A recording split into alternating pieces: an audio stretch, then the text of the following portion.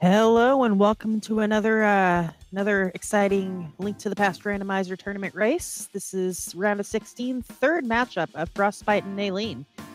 We have for us today a standard hard mode all dungeon key sanity. Should be a long one, should be a good one. So I'm joined today with Norinato on tracking, of course, and Tarasu, who's joining me once again in commentating. Say hello. Hey, and it's not all dungeons, it's defeat Ganon this time around. Is it? I wrote it down wrong. It might be all dungeon. You never know. It's key sanity. It is definitely key sanity. So what are you hoping for a matchup like this? Interesting location for Ganon Tower Big Key and having to dip into Hyrule Tower.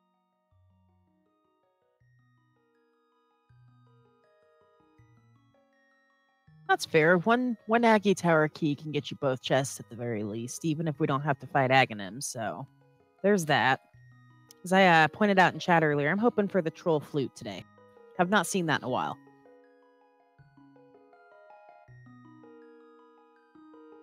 It's been a while since I've seen a Troll Flute as well. Probably get, that early Ice Rod since this is key sanity, which means Pendant Turtle Rock that you're going to have to double dip or something. That's fair. Let's make it Green Pendant Turtle Rock, and let's put a fetch quest behind it.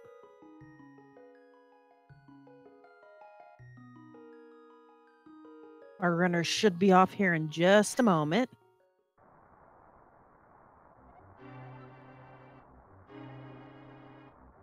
Oh, and there we go. Navi.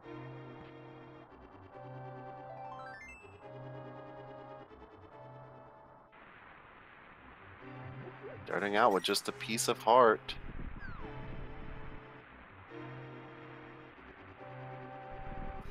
Now, what I did not mention is I've been told this is Uncle Assured, so we're definitely going to find a sword here in the next 15 seconds.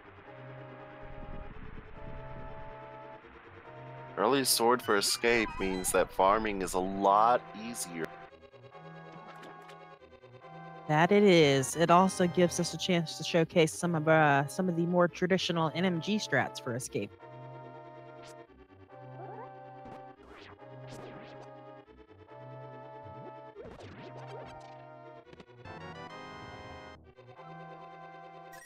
And there's our first map to Skullwoods. Those maps are just a little bit more valuable being key sanity. It'll tell us what dungeons we need to clear. Along with talking to Sarashula and the Bomb Merchant.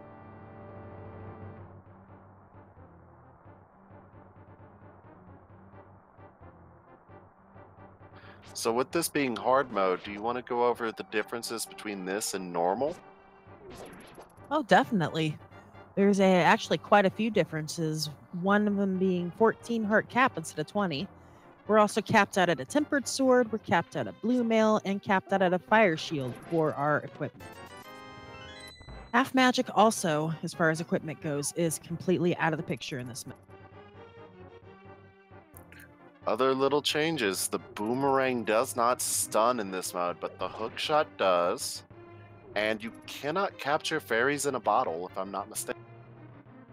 Yes, the Swagnet's only usefulness in this, other than deflecting Aggie shots, is to catch bees. And then lastly, anti-fairies only turn into hearts. Yes, and potions are also nerfed, being a half a magic bar and 7 hearts.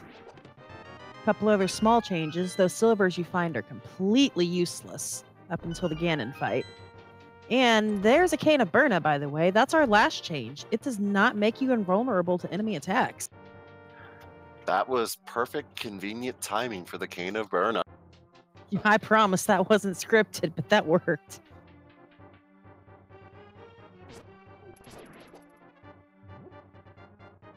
Now, one thing the Cane of Burna will do, it will make you invulnerable to spike floors and the eye lasers, such as on Laser Bridge. But that's it.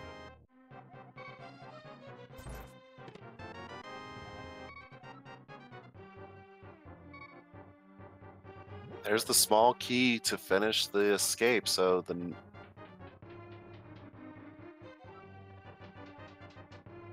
Yes, that is our one and only key in this game that is guaranteed to be in the dungeon it requires it.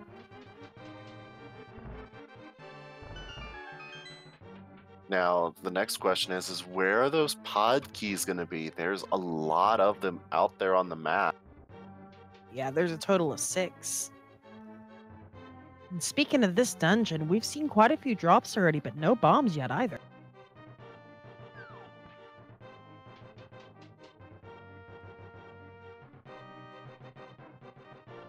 Gonna see the runners probably start farming at the snakes and rat. Yes, fortunately for the ropes and the rats in the sewers, they have a little bit of a different drop table to work off of than these guards. So if you're not seeing bombs here, you can always kill some of those for a different set of drops.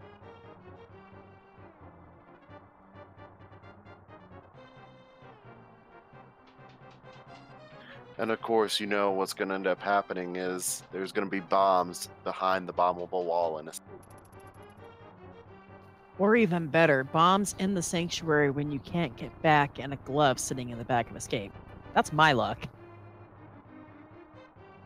I thankfully have not had that luck in a long.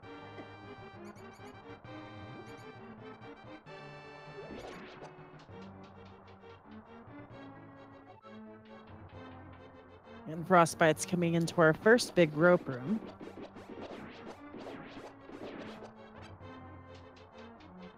Ooh, That was an get 8 some. bomb.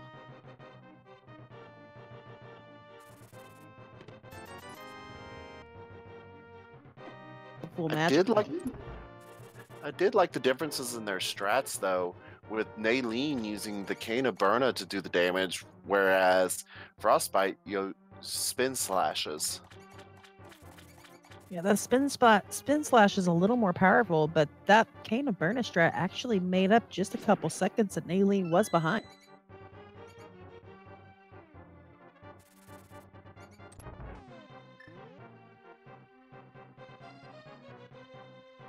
Of course, at this point, a couple seconds isn't a big deal. With some nice sinking going on right now. And there's a Master Sword along with the compass for Skullwood. Now that is arguably a pretty decent.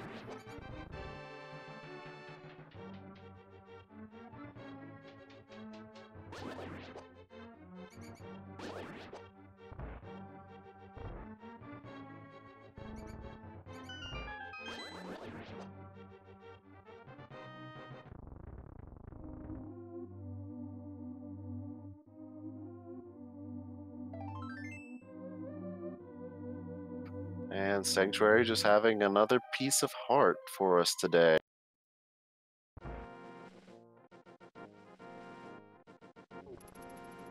So both runners probably gonna. It looks like we're gonna have some early divergence with Nayleen. Looks like probably gonna set up for a Houlihan. Yes. Should have had just enough money for that Kakariko visit.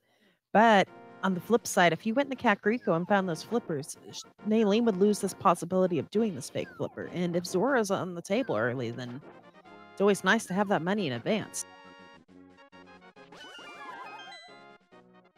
And there's our first big key to Tower of Hera.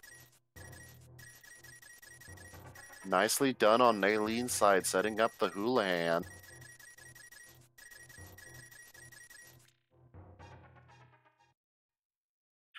Tree pulled having 10 arrows. Hey. Fire rod, guys. Not my usual trolley item, but I'll take it. Some more divergence. Nayleen going to the South Shore and Dan. And actually, finding that big key to Hera and that fire rod, once they can get to Hera, they can clear all of it.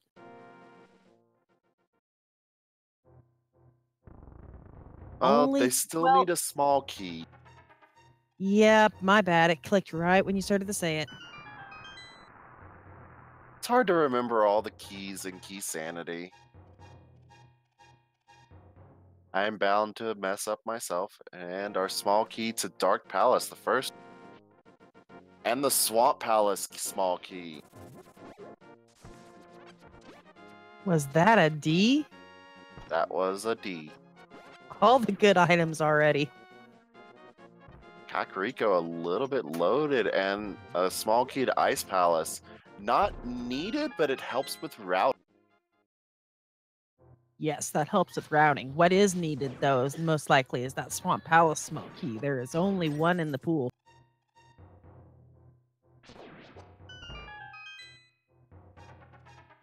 All right, Nayleen taking care of the mini Moldorn cave as Frostbite dropping down into the small key to Turtle Rock. And the big key to Skull Woods, only opening the big chest there. A mirror and boot. And there's our gloves. Why not? What is the speed? Kakariko is very much loaded, but Nayleen finding the boots a little bit earlier. Gonna make up a little bit of time. Rather save some time. I kind of feel for our tracker right now. All these items popping up in different locations for both runners. Fortunately, we have a professional working with us today, so. Ice Rod Cave just having 20, but with those boots might be... Nope. Thought maybe setting up... Yeah, gonna set up a water walk, it looks like.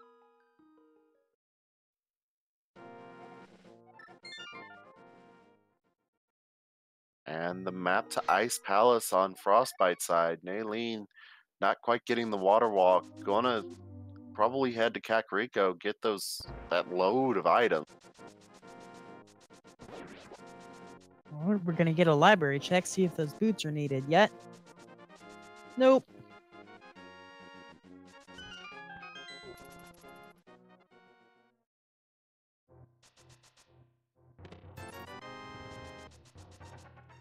Bonkrock's just having a bloopy today.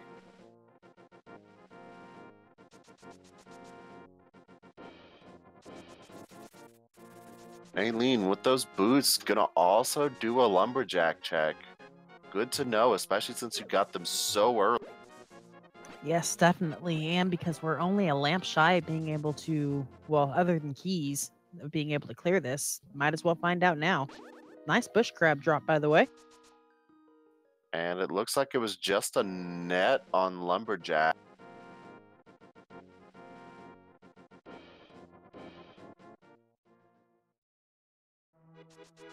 So definitely never gonna come back for that.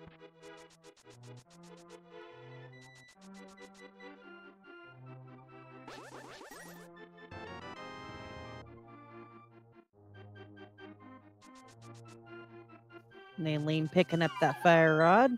Meanwhile, Frostbite's going to follow Nayleen's path and pretty much each runner will just cover what the other hasn't, and we're all going to have a treasure trove of items.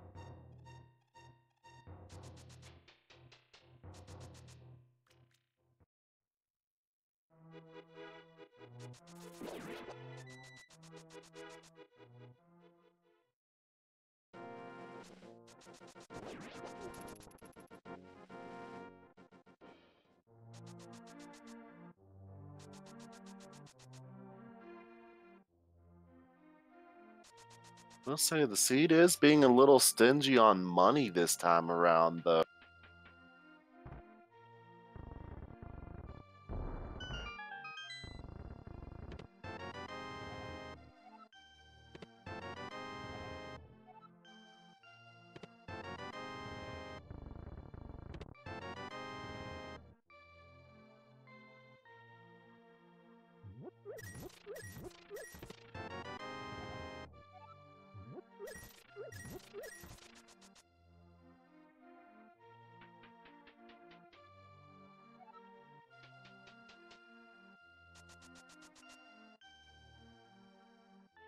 And both runners, early boots.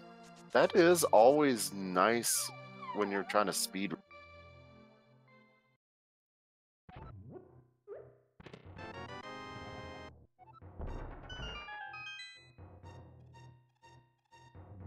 Nayleen, gonna grab their mirror here and their glove upgrade.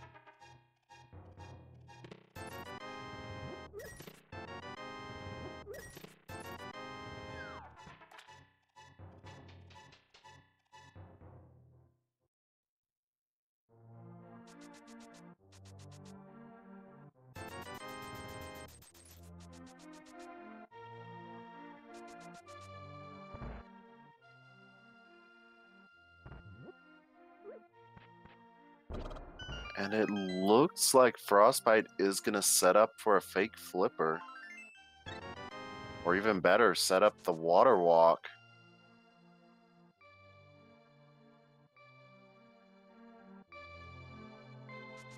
Hylia Island just having a big 20 today.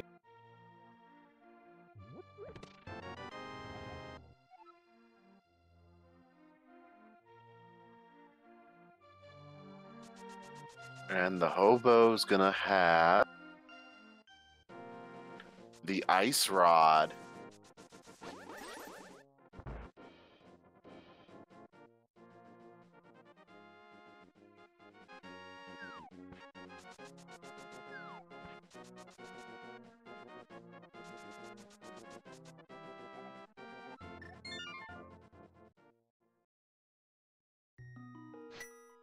Alright, with those boots, gonna check Bogruck's possibly also take a look at Lumberjack, which we know is nothing important this time.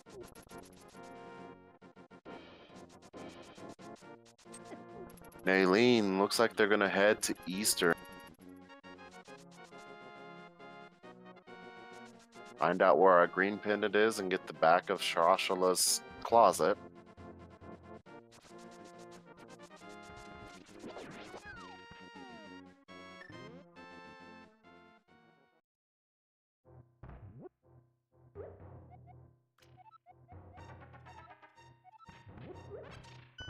And green pendant Skullwoods.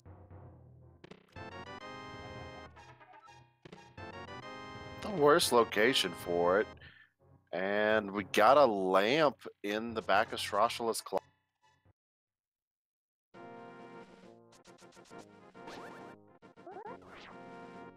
Frostbite heading through the dark cave to Death Mountain, gonna pick up the old man.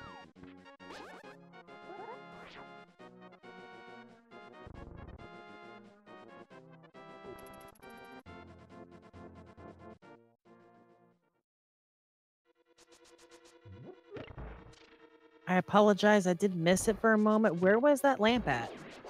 Back of Srashala. Ooh. Old man has our first bottle.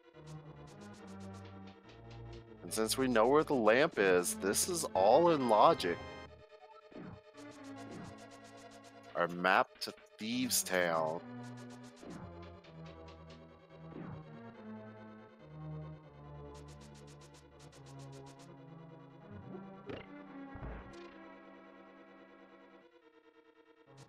Unfortunately, even with bow and lantern in hand, Eastern is not completely clearable without that big key.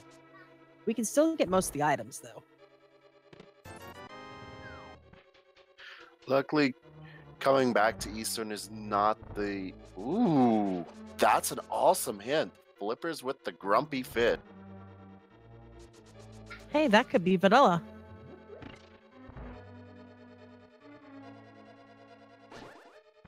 I think the grumpy fish refers to the catfish, though. Is it just catfish? I just looked this up a few days ago and I do not remember. I don't know them all, but I'm pretty certain that means catfish. Well, I'd still call that French vanilla at least.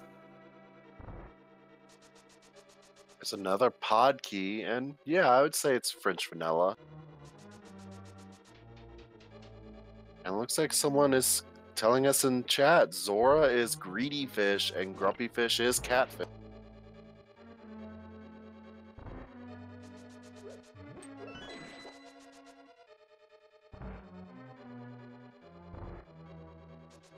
Frostbite taking a death warp.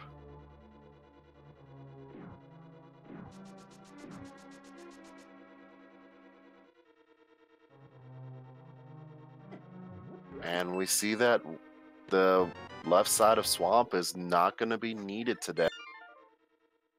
Always good to rule that out early. Here's our last chest in Eastern. Just the compass for the dungeon. Eastern not having much, but having the lamp for Sarashala is always nice.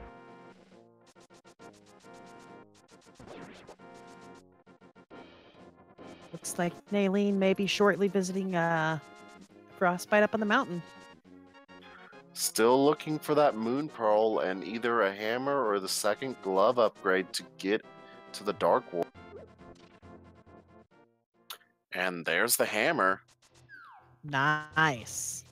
As a matter of fact, that's going to open up East Death Mountain while we're up here, too.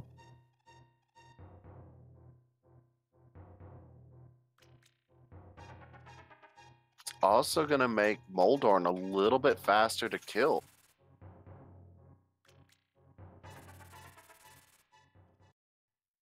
And the Dark Palace map.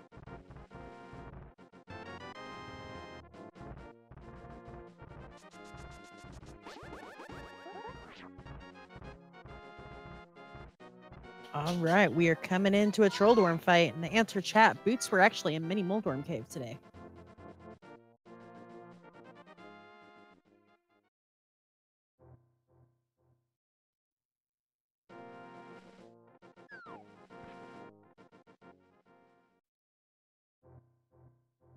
And very nicely done on the Moldorm.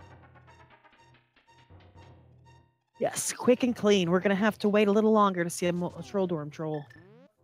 And of course, since you had that super early access, it's just a pendant.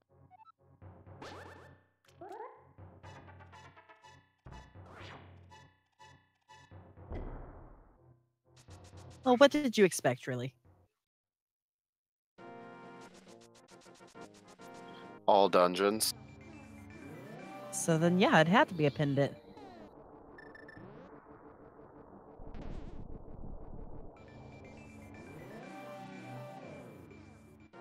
Ooh, there's our tempered sword. That's nice. We're just a glove away from being able to pick that up. I imagine it will be picked up at some point. If they don't find another sword upgrade before that, that'll be pretty high priority.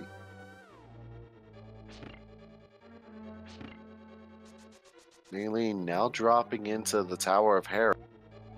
And there's our Moon Pearl. We now have Dark World access. So, logic required us to visit Sashi, get the lamp, and then come all the way up the mountain. Not too terrible, I guess. Ooh, Frostbite taking a death. That is terrible, though.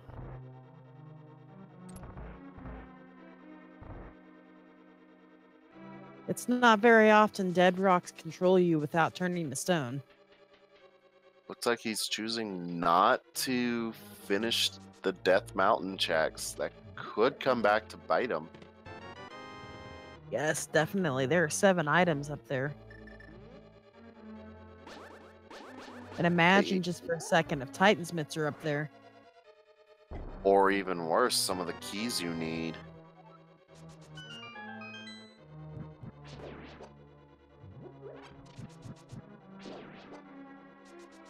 But I understand their point. Probably come back when you have faster way to get to the other side of Death Mountain. Yeah, that hook shot would help a lot.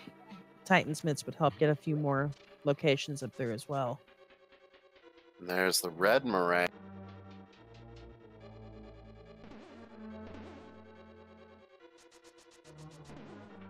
Well, pretty normal hype cave. And hard mode, a -1 out of 10.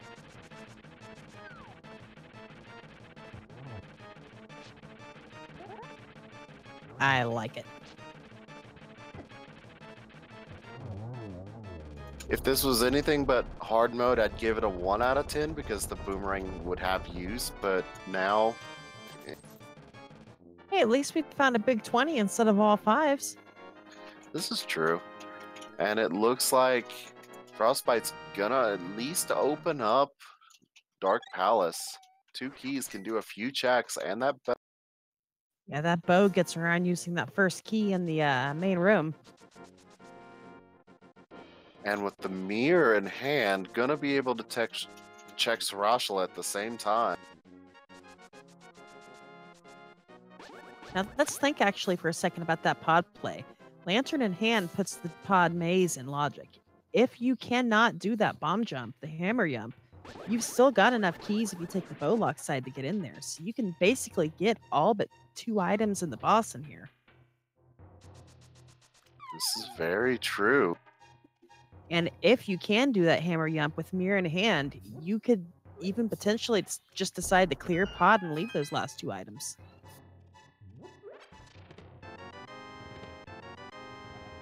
But we did miss it earlier.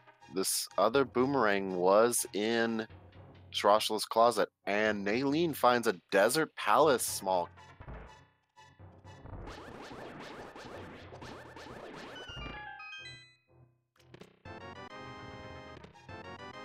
Second bottle, third bottle.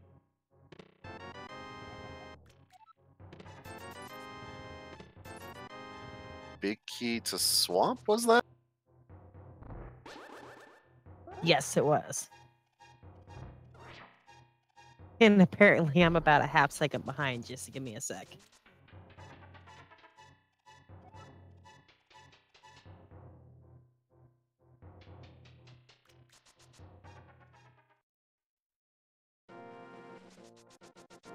All right, so a hint, pretty much negating the use of the red crystals for Pyramid Fairy, at least. That's always nice to find, because that is a little bit of a trek to do. Definitely, it's routable to make it easier for, say, if like Swamp Palace was a red crystal or whatnot. But even then, it's still a time sink. Nayleen now has their Dark World access.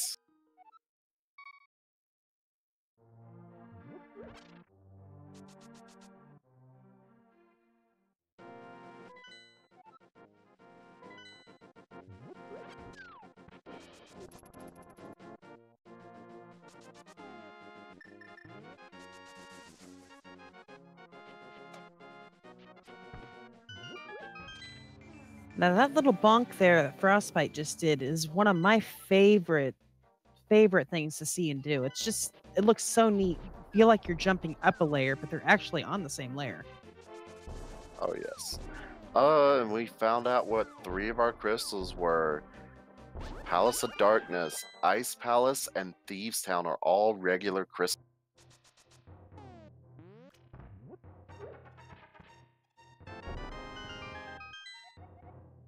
Well, I'm pleased that Thieves Town is not a pendant, but kind of sad now that Ice Palace is. At least I would be if I was running this. Ice Palace is definitely a crystal, and not the worst one if you can go mode it.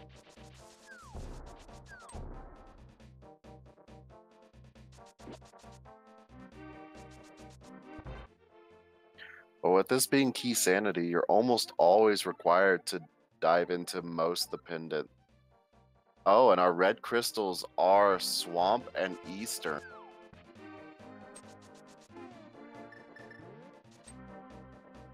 Well, that's crystal knowledge on 5 dungeons.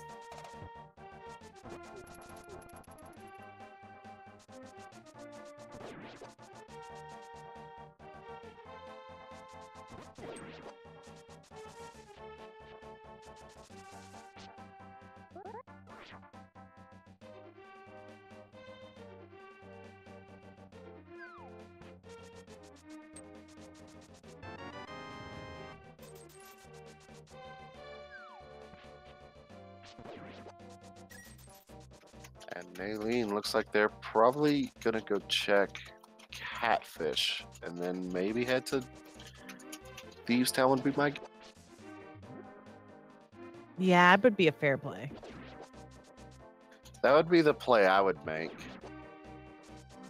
Granted, they're running in a race, and I'm sitting here commentating, so...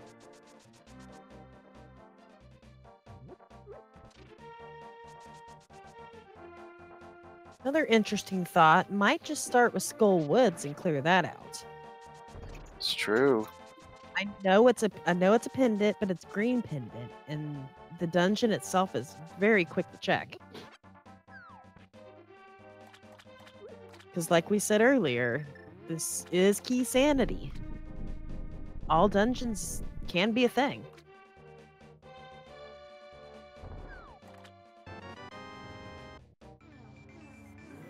There's those flips, by the way. And nicely done on the hammer, Yon.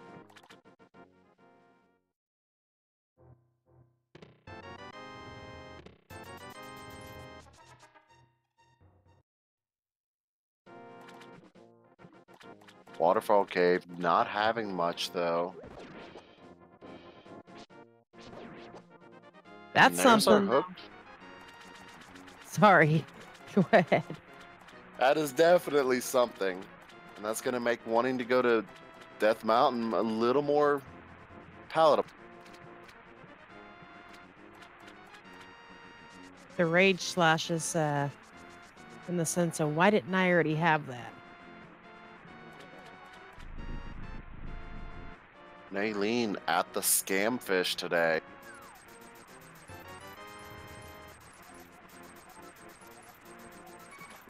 It's the Ice Palace Big Key. That could prove useful, could be a waste. Yes, very expensive key for a not required big key, as a matter of fact. But as I always like to say, at least it's something off the back of your mind when you're going through Ice Palace, just to be able to check it and not worry that you're isolating a necessary item.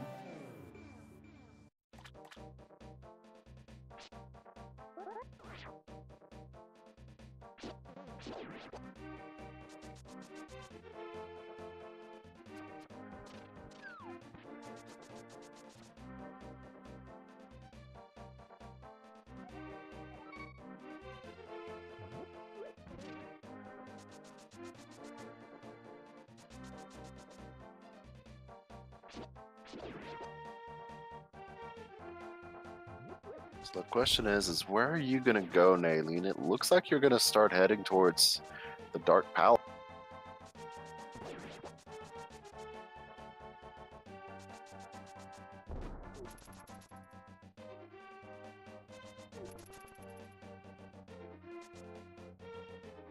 Does have those two keys, probably comfortable with the hammer yump, but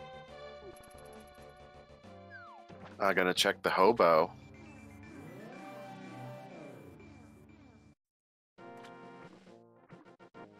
Gonna get their ice rod, which is gonna be a nice find, especially when they discover that Turtle Rock is probably...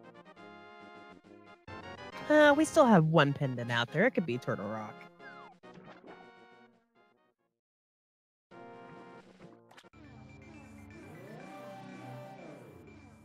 In fact, at this point, I kind of hope it is, because there's so many items that can go up there and dip and still make the dungeon valuable and fill our all dungeon request.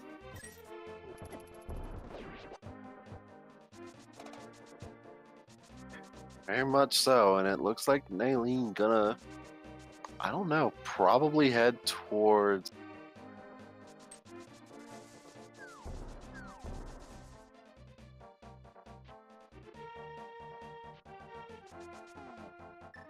Looks like they are heading to Swamp. They do have the big key, they do have small key, but they don't have that hook shot.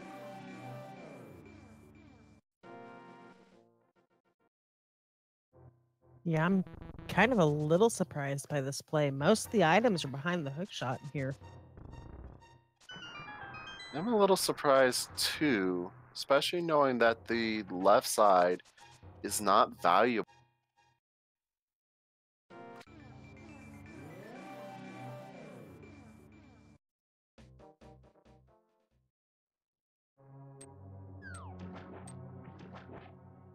I believe that gets you 3 check. Ooh, that's an awesome hint.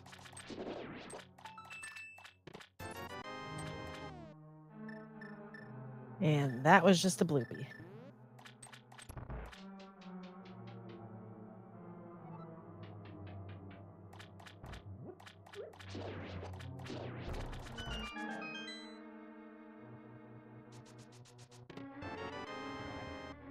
Does look like Frostbite probably going to do what you were thinking and do Skull Woods. We did find a Castle Tower small key, though.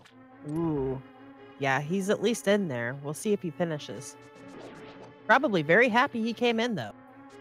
That could be required. We don't know what the last pendant is. Very well could be. We did find the big key to Misery Mire.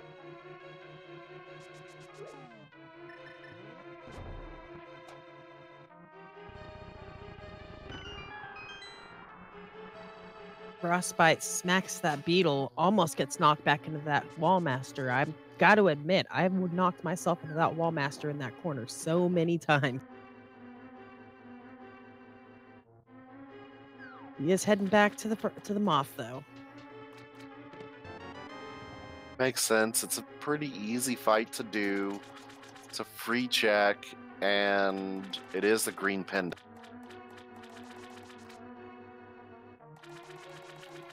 Kind of got cold chills for a moment when you said easy, because Mothula is not my favorite boss.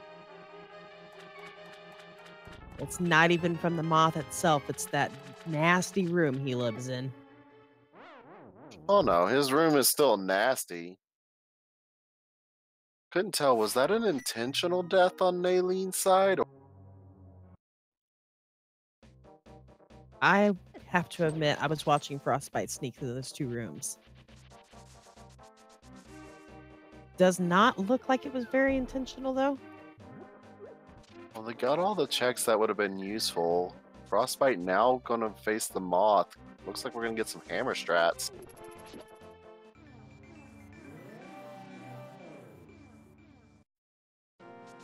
That was a very opportune time to switch to that fire rod, using that quick pause to dodge that spike.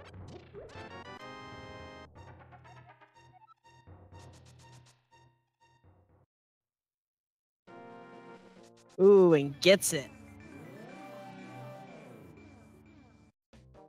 For the blue mail, that's a nice find. I am always excited to pick up that blue mail, especially in a hard seat with your hearts capped. And that was a vanilla shovel. Well, convenient, but that was definitely not a vanilla flute. That would have been quite hilarious to see. Yes, I would have even foregone my trolley flute prediction to see a vanilla flute behind a vanilla shovel. And there's the Ganon Tower big key. Well, now we know at least. Green pendant Skullwoods required. Don't know if the green pendant itself is required yet, but ooh, that's a nice find at the digging. Yes, it is, and we're going to keep digging for a moment. Build up a little bit more cash. Still needs the cash to get into pod.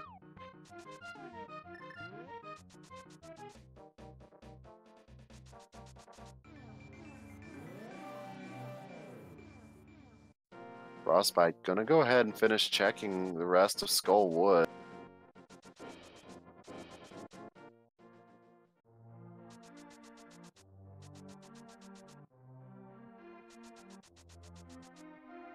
Here comes the bomb jump. I almost forgot we had a big key. Hey! And that pays off. Sick Kid just having a 20 for us today.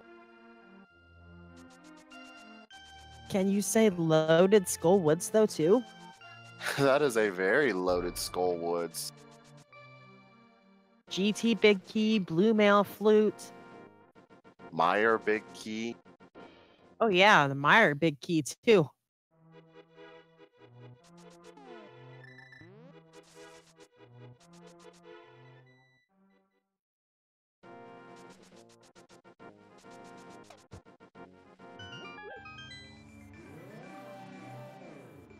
And it did just kind of click.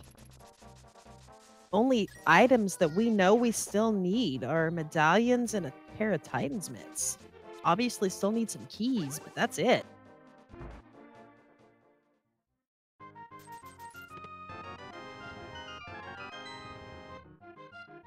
Oh, I'm, scratch Titan's mitts off there.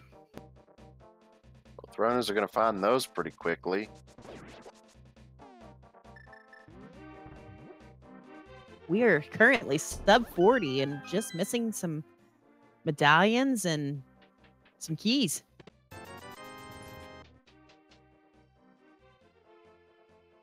Get a bumper ledge check real quick, find out what's there. Just a green rupee. We're immediately going to cash in on those Titan Smiths on Nayleen's side and go ahead and check out the Smith chain.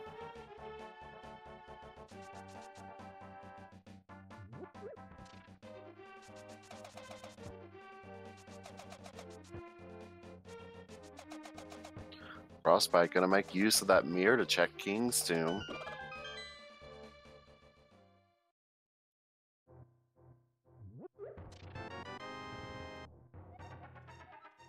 And there's the Thieves Town big key. Nayleen finding a second castle tower key. Well, unfortunately, Aggie himself is dead at this point, but we got the keys. Aggie is very much dead, but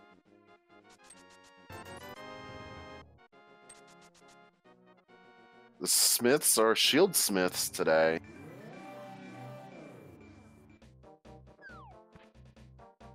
And there's another pod key.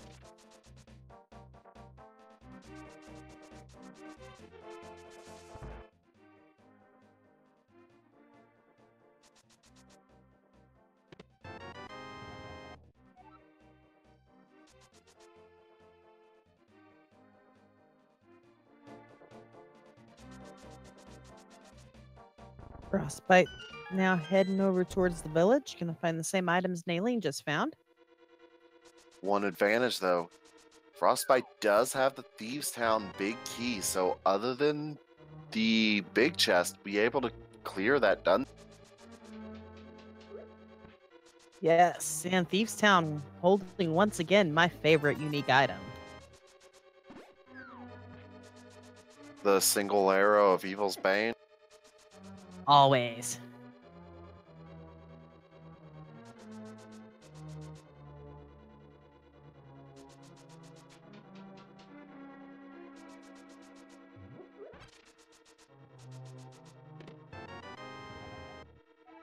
Expect Frostbite to be mirroring here in a second and activating that flute. Very likely. And then we did find the Eastern Palace big key in Thieves and Quake. Well, there's one medallion. Anywho's, we'll get that flute activated. Probably be heading to Meyer right off the bat. See what its medallion requirement is. We can get into desert as well. Can't finish it, but we can clear out that of items and be one step closer to finished. Of course, Meyer and desert, we don't know where that last pendant is still. One other thing to keep in mind is Nayleen found that small key for desert, whereas Frostbite died before they finished checking Death Mountain.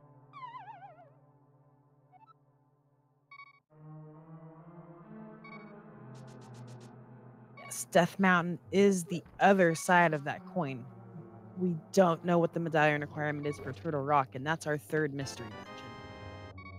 My guess is Frostbite, after finishing up the Thieves Down and getting the rest of the checks in Village of Outcasts in the dig game, probably head up to Death Mountain. A lot of items with that hook shot, be able to check the east side that he missed before, and with Titan's mitts be able to check pretty much everything. And pick that tempered sword up.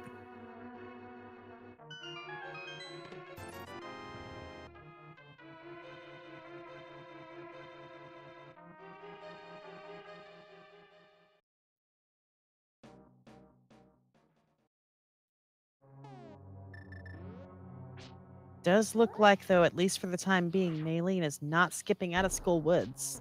Very beneficial. Makes sense. Skullwoods is very easy to check, quick dungeon to complete most of the time. And we did get a sneak peek of one of the items up in Super Bunny Cave. Just some bombs, though.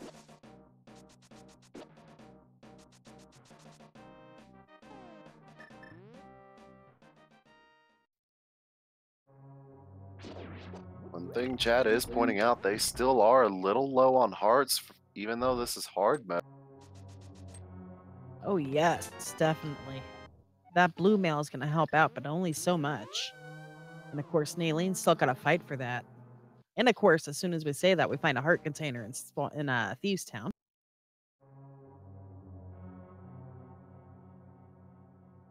It's always a comforting thing to find.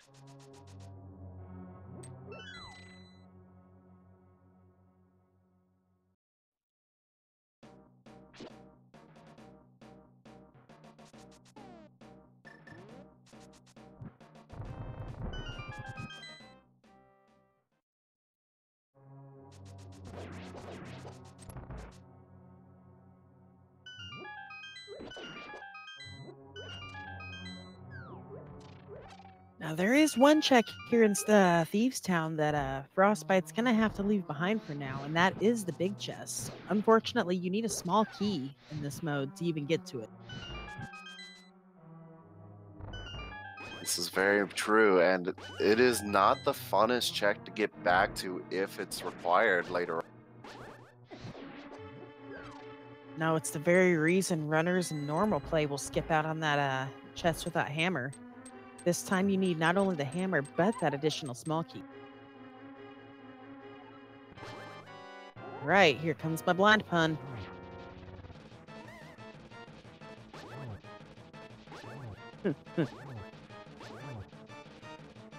That pun is even more ironic considering Nayleen is fighting.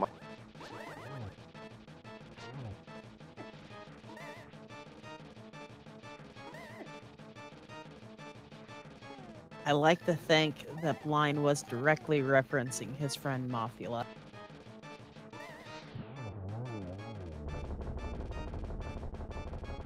Nayleen taking down the moth. Blind quickly dispatched by Frostbite.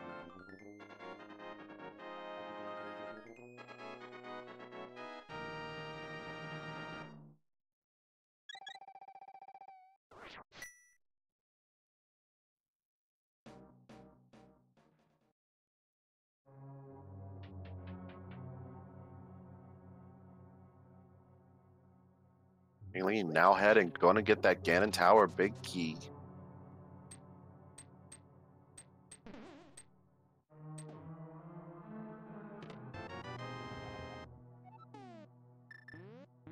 Meanwhile, Frostbite gonna get that cane.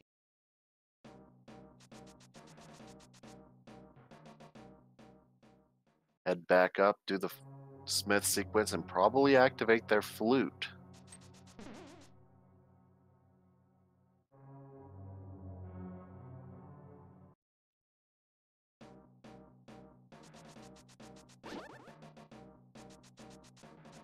All right, Frostbite's about to pick up his baby shield.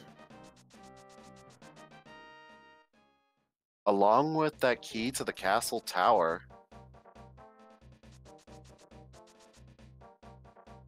Yes, and that'll be his second as well.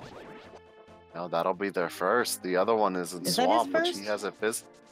Yeah, he hasn't visited Swamp.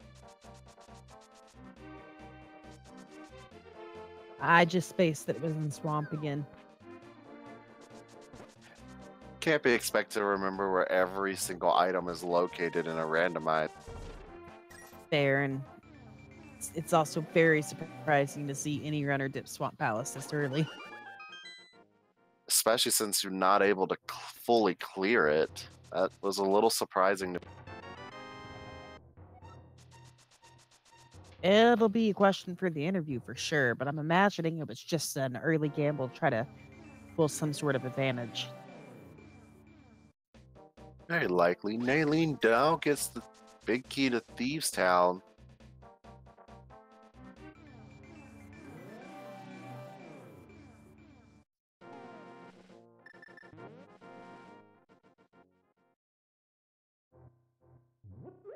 What are you doing, Frostbite? Go activate your flute. Apparently spacing it. I've done the same thing. Could be worse, but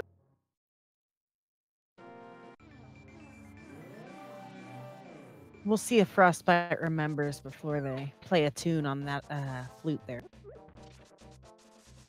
and one of the most worthless maps in the game.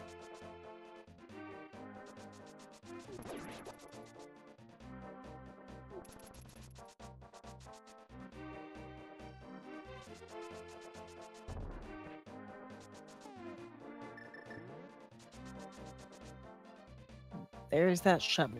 Choosing not the mirror because you would lose that purple chest. Got to go grab it first. Yep.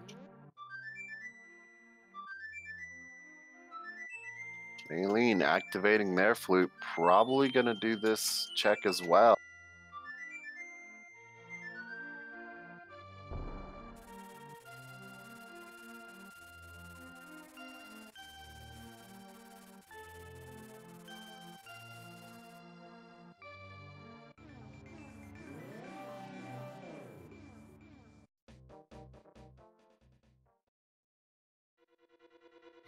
And Nayleen back in the Thieves' Town with big key in hand.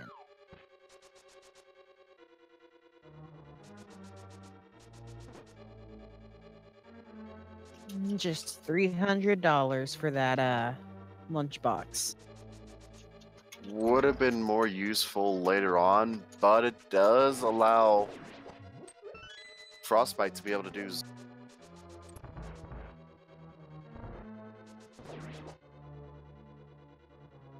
Yeah, that'll get that Zora price paid if you choose to go there. Remember, we don't know if that Ice Palace big key's needed.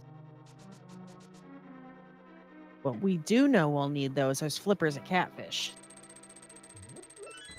I would guess probably gonna head over there and get those relatively soon. Now getting their swag.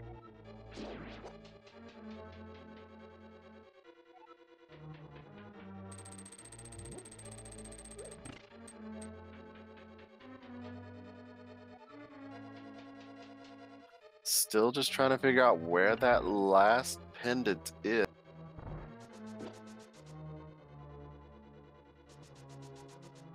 I'm guessing it's probably at this point. I think the runners would hope it's Turtle Rock. I definitely would. Not only can you combo Mire and Desert together, but Turtle Rock's probably longer than any of them. And it is Ether required for Misery Mire, at least today. So, gotta find that ether to get into the mire.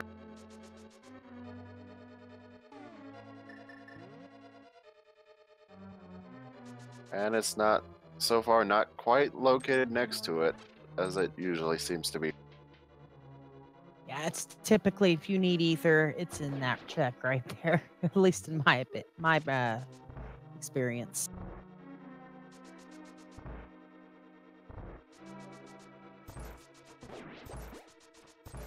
I can't remember. Did we actually get an Agina check yet? Or is that on the table while we're here? That's on the table as well. We have not seen a Gina.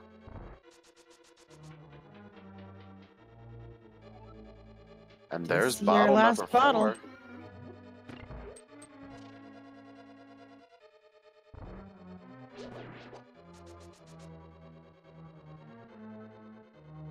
Frostbite getting their Agina check.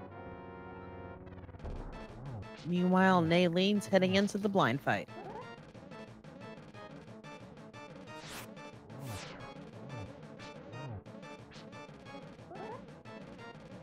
Gina holding nothing for us, really.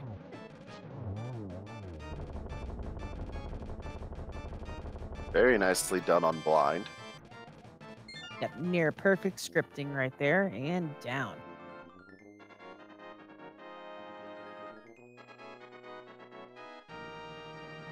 So we're going to be crossing that 1 hour mark here in the next few minutes or so. We've already got, what, 3 dungeons under our belt apiece? Every item we need required in this game so far, except for Ether and possibly Bombos. That is not bad. Do still Just need a need a few more key. keys, but that's it.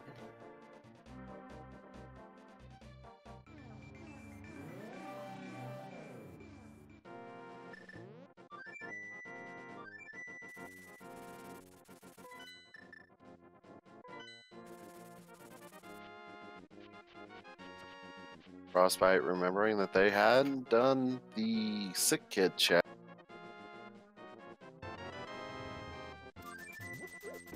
Nope, that out of the way. I imagine it's mountain time for Frostbite. Maybe not. Ooh, this looks like it might be swamp instead, actually. Don't have the swamp big key, but it's not required to finish the dungeon.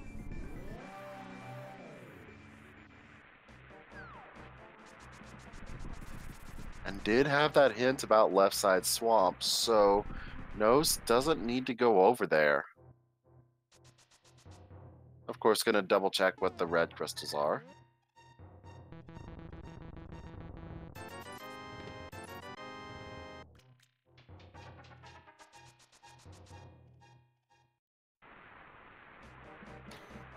Yes, I believe Frostbite already seen a hint that told him that Pyramid Fairy itself was useless, but this does kind of narrow down where that last pendant is for him too, so I can understand looking at it. Oh yeah, but not gonna head into swamp. Still has to go get their flipper. Oh shoot, I forgot. Looks like we are going to get him on this little trip though. See, I remembered they both had knowledge on flippers. So I just kind of spaced out that Frostbite hadn't actually went and picked theirs up. Ah, with that castle tower key, gonna check those 2 chests.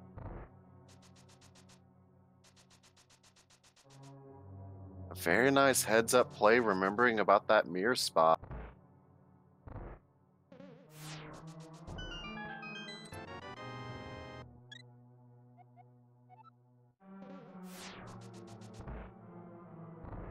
And yet, once again, a boots hint by the Desert Palace torch. Seems to be its favorite location. Unfortunately, this seed, both runners have long been gone from that location, so we've had them for a while. And the chest in Castle Tower not having anything for us.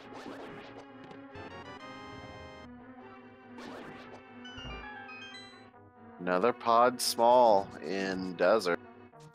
That makes 4. That is minimum required with all known glitches. Do still need that big key though.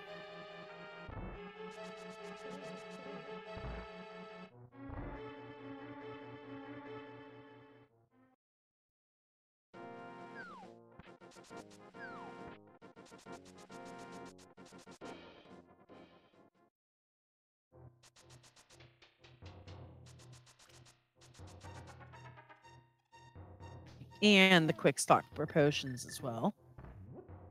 Makes sense. Oh yeah, especially still being at 6 hearts.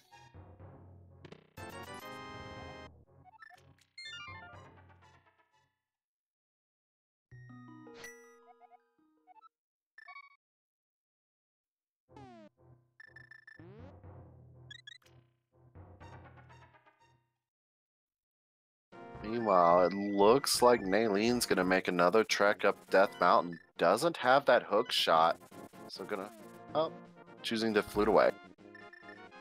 Stock up on some Probably potions. just using it for the quick spawn.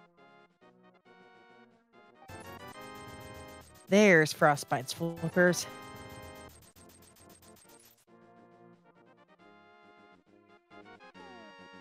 Do have to say that was a very convenient spot to find those flippers. It's one of the more interesting spots, I'll give it that.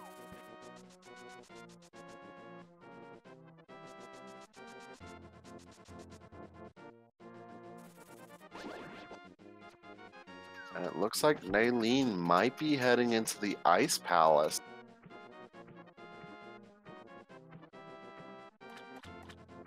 Well, that is interesting, at least.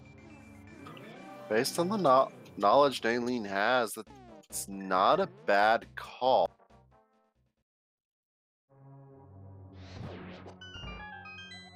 It is a crystal. I don't know. I would almost be tempted to go up that mountain first. Of course, I don't Nailing have doesn't have the hook shot. exactly. Without that hook shot, climbing up Death Mountain, that's quite a trek. Right, but also without that hook shot, traversing Ice Palace is also quite a trek. Probably trying to save Pod till they have the big key.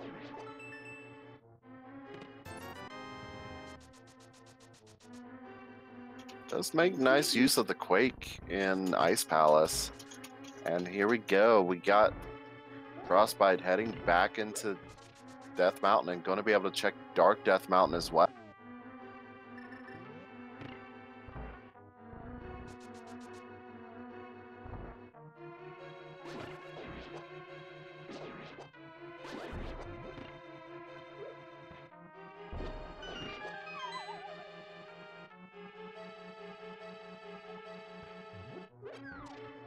And Frostbite's return to the Paradox King. There's their key to Desert.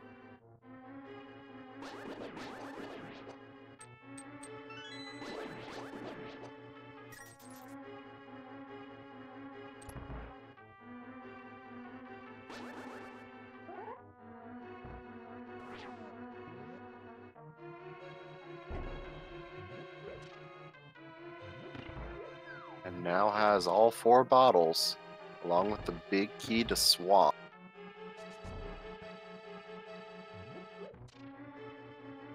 Now with that big key to Swamp, and the hook shot, that makes Swamp Palace a little bit more appealing.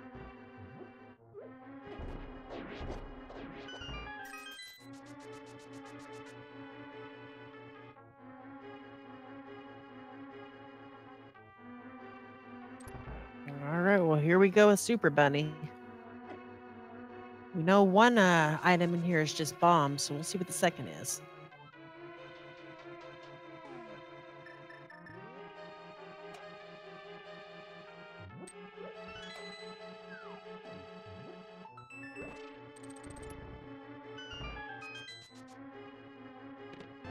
Fire Shield. At this point, not the most useful. No, but at 6 hearts, being able to block fireballs isn't a bad thing. And there's Ether and Ice Palace. That was nice.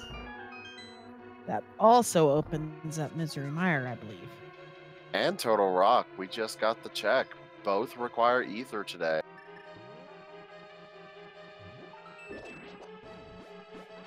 Well then, no matter what dungeon we need to finish, at least we're in item go mode.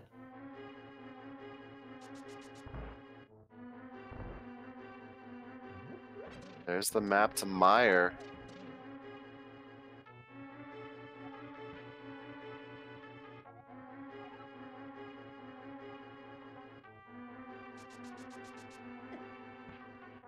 The nice thing though is Frostbite's gonna have his tempered sword, gonna make life a lot easier in some of these dungeons.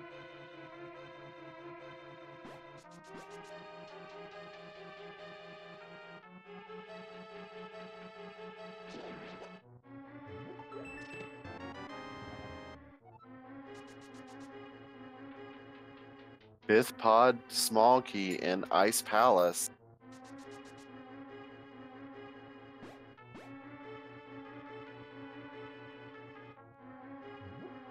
And looks like we are off Swamp Palace for sure this time. Hook shot in hand, big key, small key. The dungeon's full clearable, and knowing you don't have to do lefts. Very appealing choice. Oh, And Mire's a crystal. There's one out. So the question is it Desert Palace going to be our last crystal, or is Turtle Rock going to be a crystal?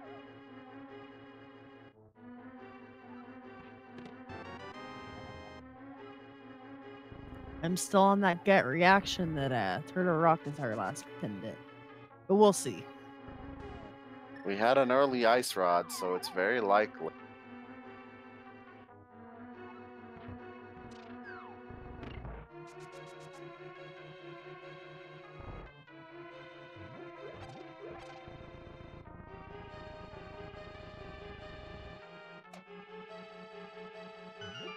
All right, and we have Nayleen going to go take on Cold.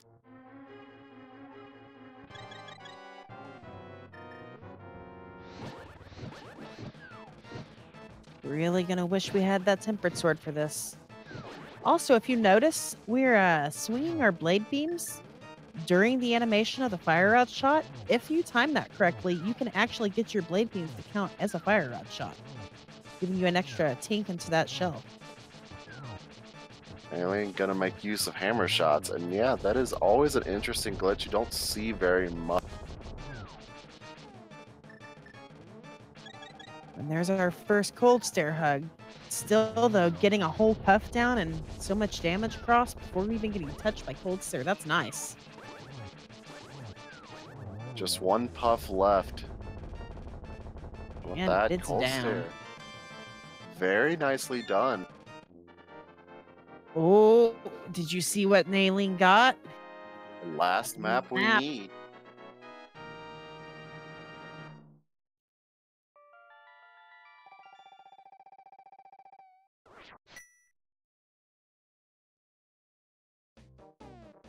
I imagine we will very, very quickly check that map.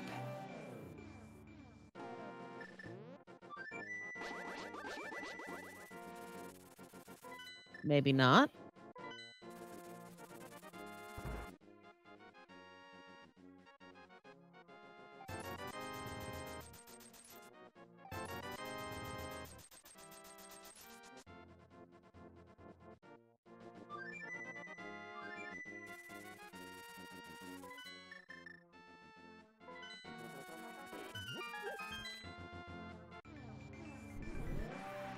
Nayleen now going to be able to enter Misery Mire.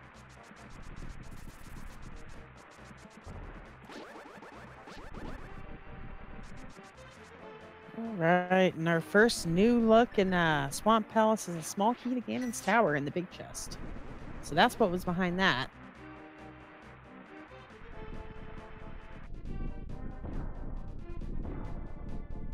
I think that's the first one we've seen all game, too. Yeah. All we found is the big key. Nayleen checking the map in the Dark World, but did not look at Desert Palace.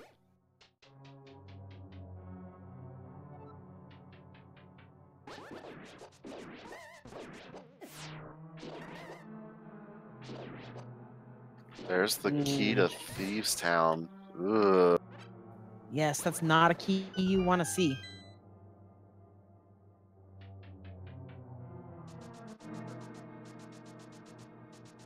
However, that is a key you want to see.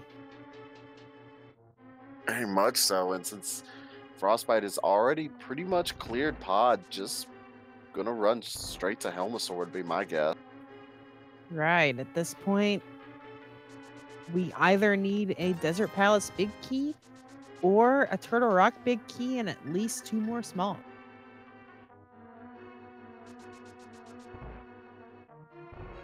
Runners are really hoping that Turtle Rock is not a crystal.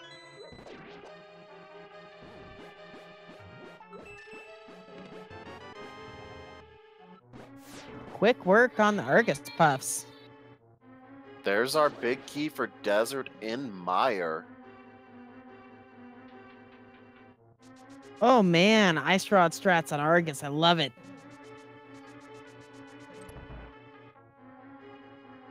That's different. Usually you'd use the Fire Rod. Yes, Fire Rod is probably easier, especially since it fires quicker, but it just feels nice. You get to see that Ice Rod be utilized. Oh, yeah.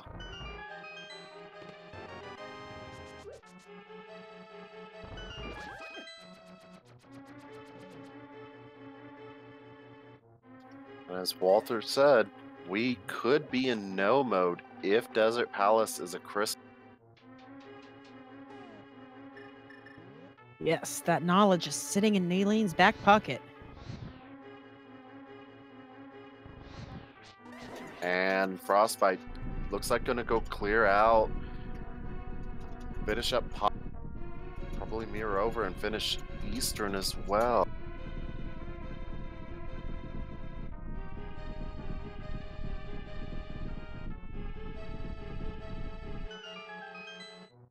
Definitely Pod Eastern. Then I'd presume straight into ice after that.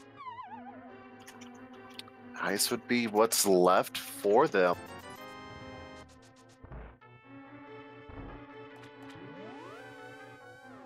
Well, I mean, Frostbite does. Okay, never mind. Does not have access to Oh, Misery Mire without that ether. What was that? that was the Turtle Rock map from the green pen. And Turtle Rock is our last pendant, so we are in no mode.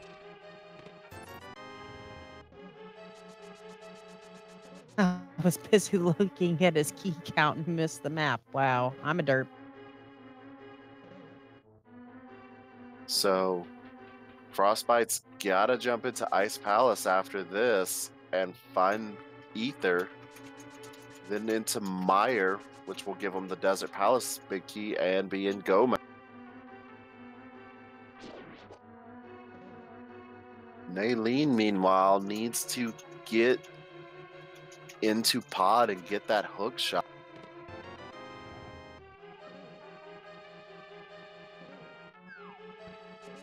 Yes, each runner having just a little bit of a different path from the other as far as their go mode's gonna be concerned. Don't be mistaken, both our runners are fairly close.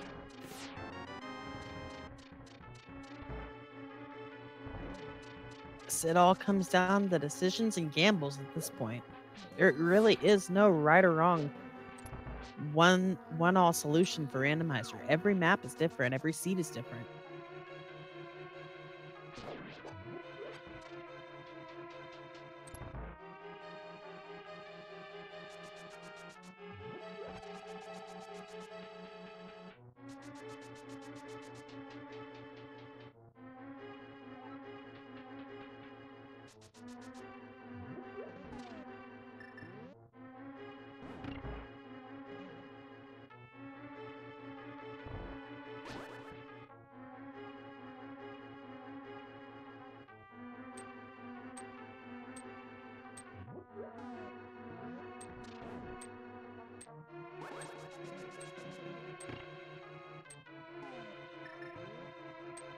A little bit of basement work from both runners here. Both of these basements in the dark are actually fairly difficult to traverse if you don't have lantern. It's something that every top tier runner needs to learn at one point or another. But with Lantern, these dark rooms are actually fairly straightforward. Alright, Frostbite onto the Helmasaur King. Now the interesting thing is, Nayleen does not have Tempered Sword, just Master Sword, and Silver Arrows would not even work if she had. Yes, this is not a fight that I am fond of. Meanwhile, a fight that I am fond of, Helmasaur is already down. Is making use of those bombs.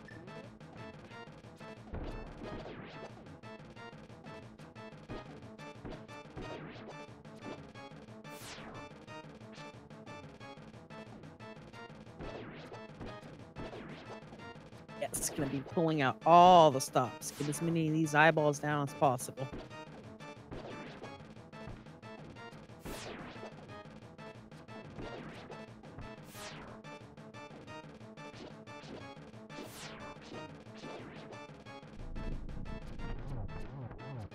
And has enough arrows. Very, very nicely done on the giant eye,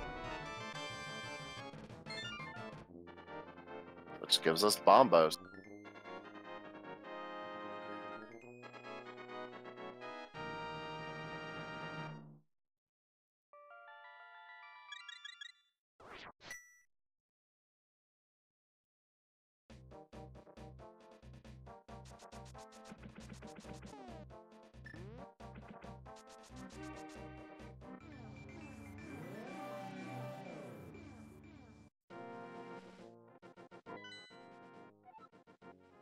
And the big key to Turtle Rock in Eastern Palace.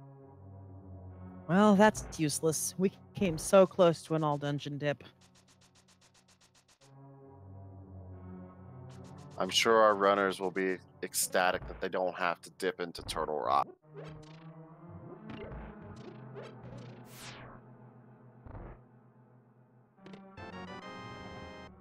Interesting question. Nayleen, like we said, is still on Master Sword. If and when she makes that trip up to Ganon's Tower, if they have not found a Tempered Sword yet, do you stop on Floating Isle and grab that Tempered? It's very easy to get to. It's very quick. I would have to say yes. Nayleen's going to stop and get their tempered. Especially not having silver arrows. Master Sword Silverless Ganon is not very fun, but Tempered Sword Ganon Silverless is not as bad.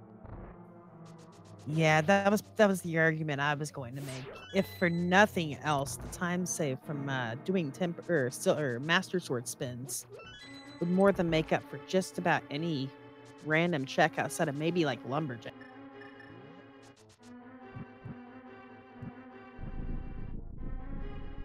Of course, we could find another sword along the way anyway. If they find another sword, probably not going to go get it since it would just be money. Right. Ooh, and now Frostbite is jumping into Ice Palace, gonna find that Ether Medallion.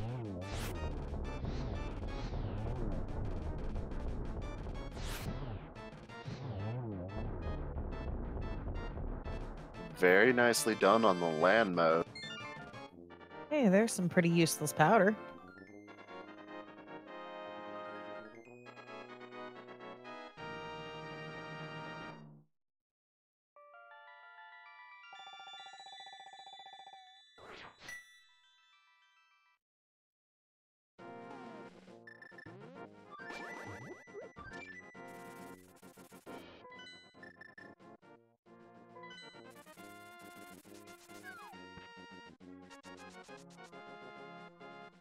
And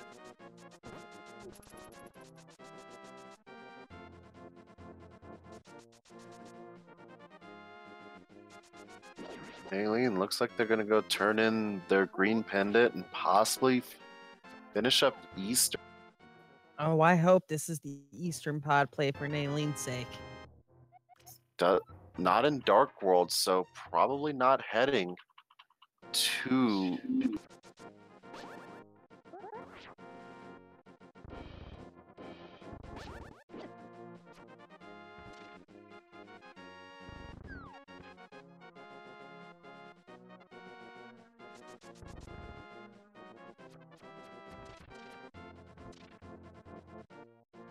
Yeah, it looks like Nayleen is gonna skip out on Pod right now, which is probably a huge mistake.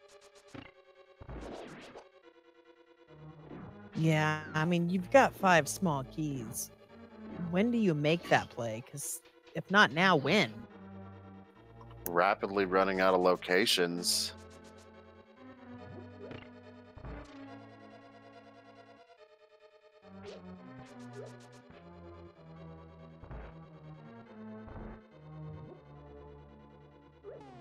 And there's that nice bomb jump. Pretty much had to be spot on with it today. We're still sitting at only 6 hearts. Even for hard mode, that is a very absurdly low amount of heart. Yeah, lucky for them, they found that blue mail, or Ganon would be a one-shot basically, no matter what.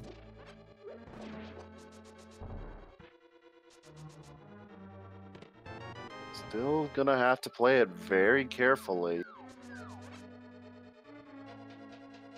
Oh, Frostbite, why are you skipping right side ice?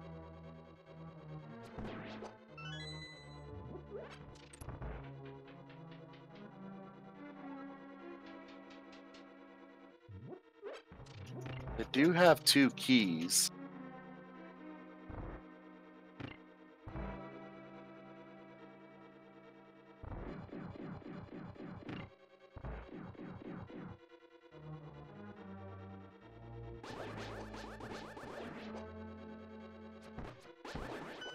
Well, I mean, I guess Frostbite made it back here. Just wanted to go his way.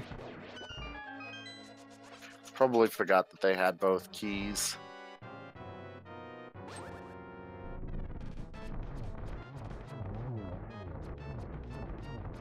Nayleen getting onto their Armos fight. And done.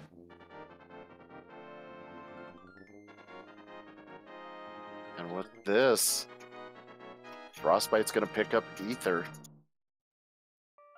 Yep, 1 hour, 19 minutes, and 35 seconds? Or 39, I forget. Not quite go mode, still needs the Desert Palace big key, but we'll probably head straight to Meyer after this and be in go.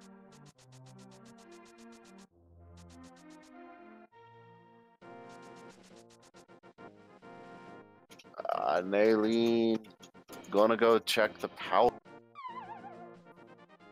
Oh, our beloved Albert check.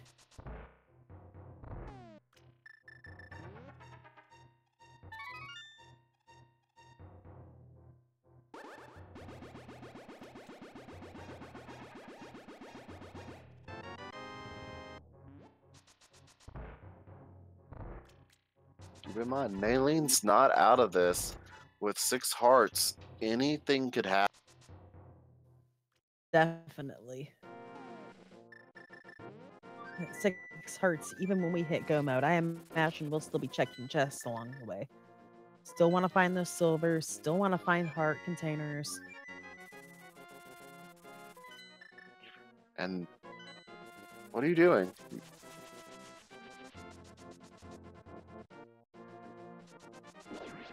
Oh, Nayleen doesn't have enough money for pot.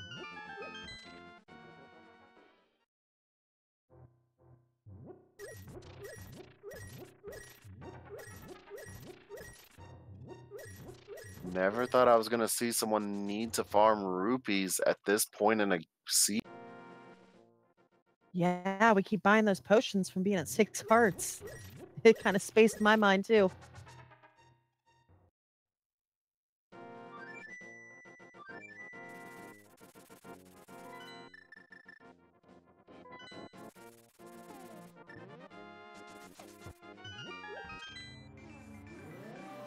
Frostbite gonna stock up a little bit before heading in to face Cold State. Well, I don't blame him. I'm not the biggest fan of cold stare fights either.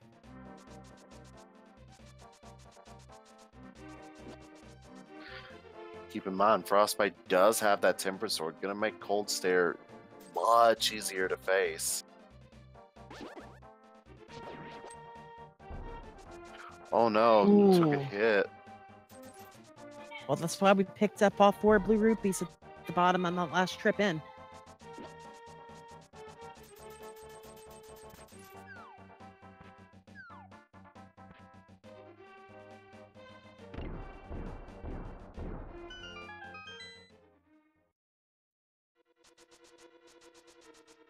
Ooh, that was close.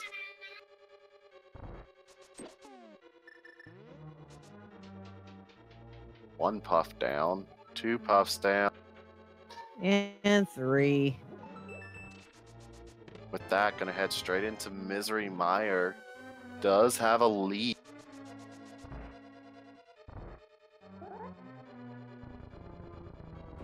Nayleen finally going into pod.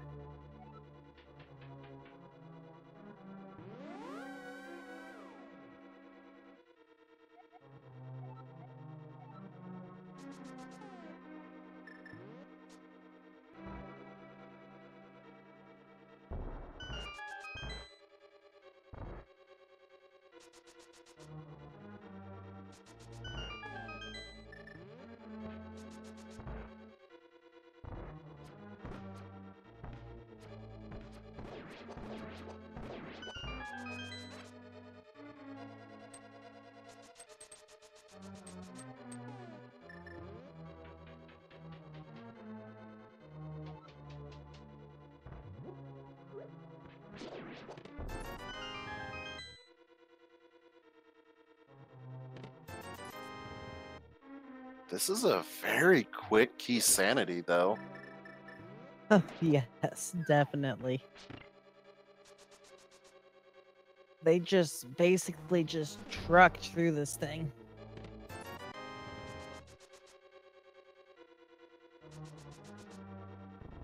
All right, Frostbite is in Misery Mire. As soon as they find Desert Palace Big Key in here, they're in go.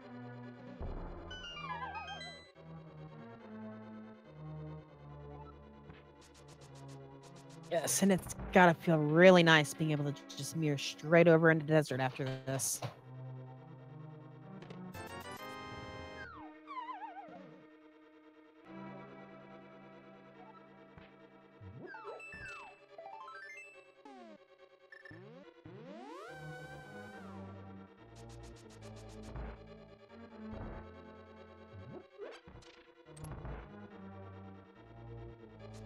And Nayleen first to open the first key door in pod, actually. If Nayleen knows the hammer yelp, it's not going to be an issue.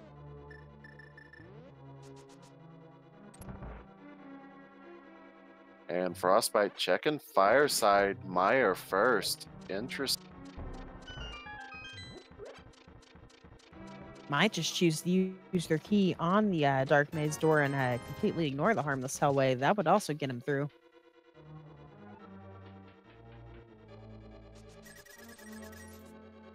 He's got to know that he's this close. I mean, I would gamble out that Hellway if it were me.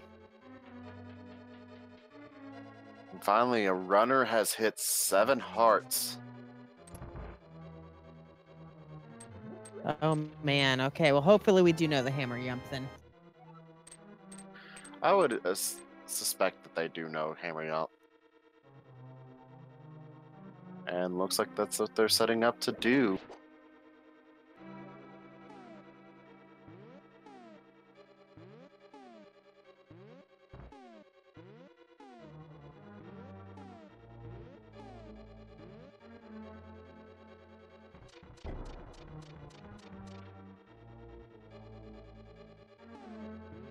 Some interesting routing in Mire.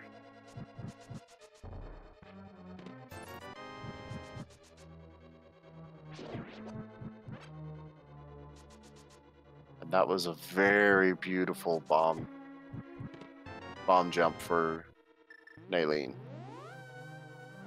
There's that hook shot.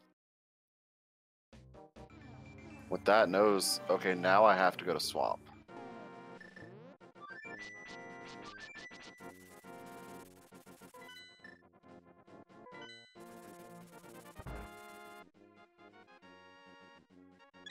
There it was. At 127.25, we are in go mode on Frostbite's side.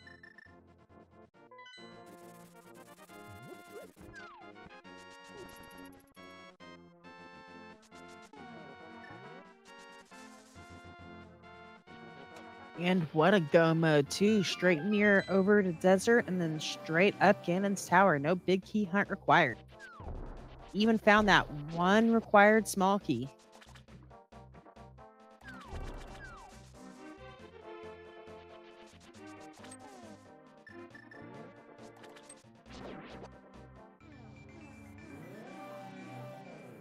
And also coming up on Vitreous should have a much easier time than Nayleen did with that Master Sword. Granted, Nayleen really did not use their Master Sword hardly at all. No, that fight for Nayleen was bombs and arrows, and for good reason.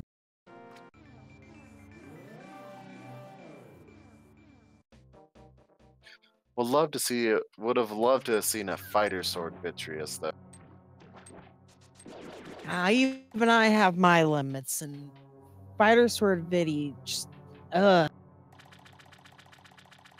Well, I'm not the one running it, so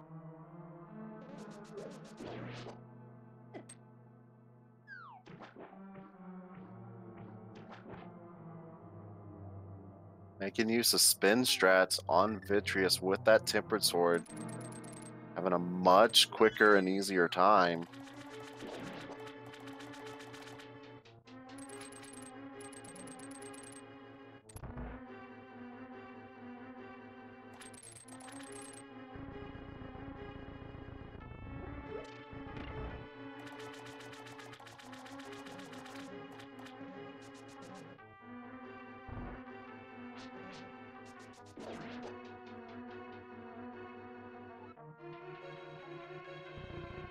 and just like that, the eyeballs are gone.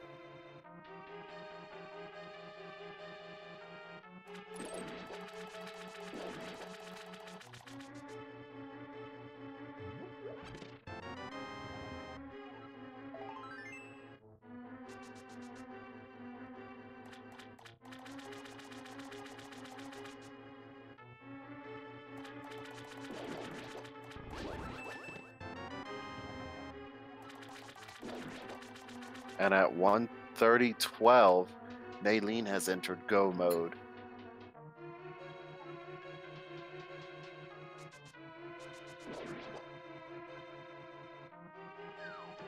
Yes, all things considered, though, not too terribly far behind. No, just has to finish up Argus, but once again, has to do Master Sword Argus, whereas Frostbite got to do Tempered Sword. Yes, and it was a very quick kill for Frost.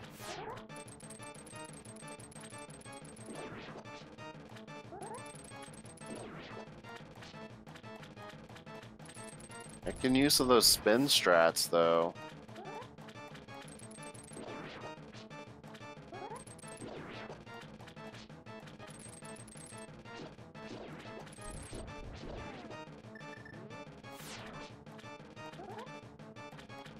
Puffs are down now to finish off Argus themselves.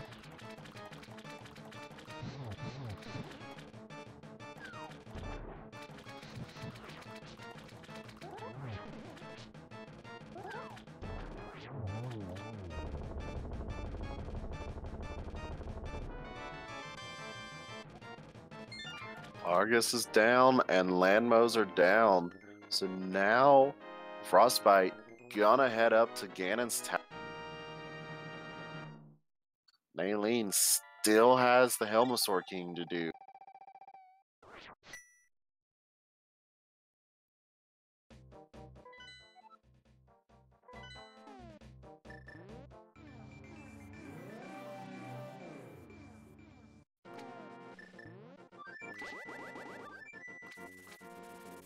And a quick stop to fill up those potions again. Once again, 6 hearts.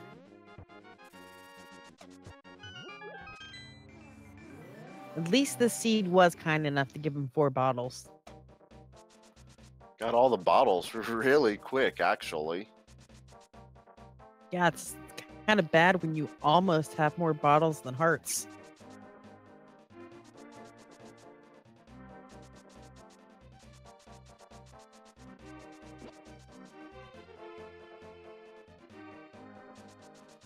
I think Frostbite was trying to activate spin speed, but that's not a trick you can do facing left or right. You gotta face up or down. Otherwise, when you hit your button, you'll grab the wall. I actually did not know that.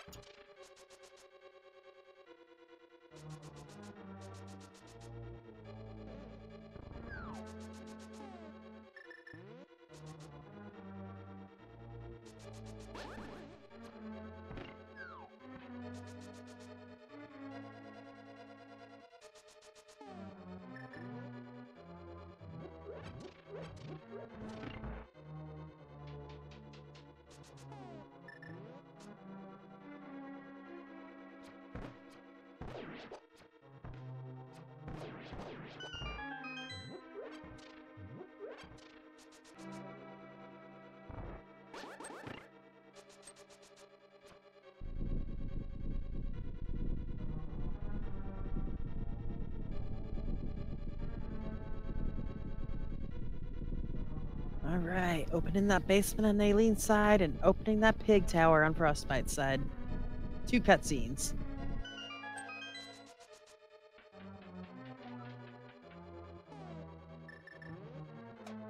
I'm actually a bit of a fan of inverted mode, just for the fact that opening Ganon's tower is so much quicker. It's like twice as much time in the Dark World. And I don't know if you race very often, Tarasu, but that moment where you're just waiting for GT to open and peeking over at the SRL page to see if anyone's finished yet. It's just, I have not done any races yet. Well, I'm no professional, but I've done a few, and that is just such an anxious moment for me personally. Just waiting on that tower to open up, just peeking over 10 different times. Frostbite down to 2 hearts. Just gotta make it to that first refill room.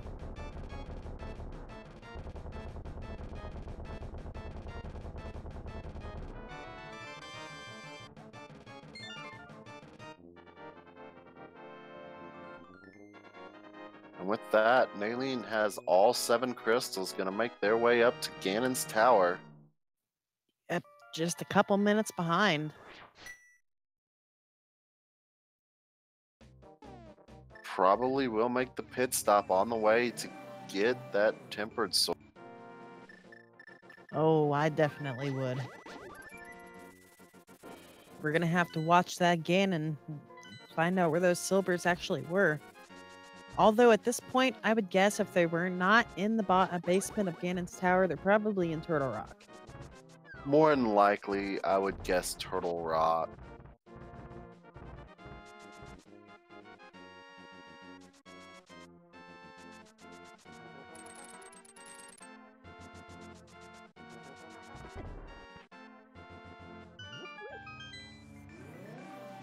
The other thing we didn't see is the location of that 4th sword.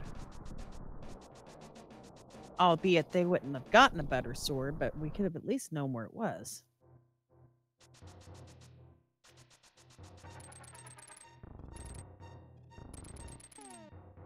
And Frostbite moving on to the Lammo 2 fight.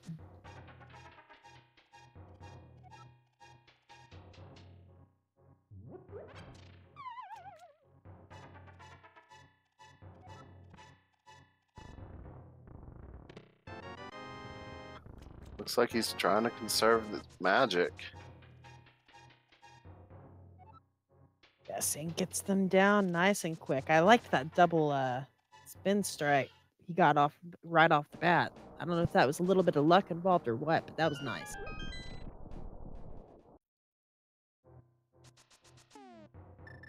And as expected, here comes Hookshot Cave, skipping the chest inside for just that tempered. It's really all Nayleen wants is that tempered sword. I could understand the argument of checking it out inside for the silvers, but at the same time, I can also understand tempered sword being enough.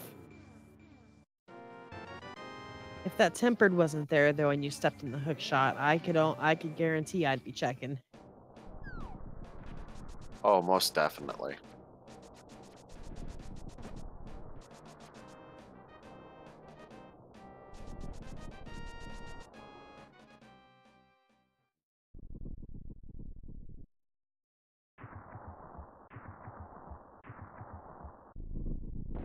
And with that, Nayleen is also heading into Ganon's tower.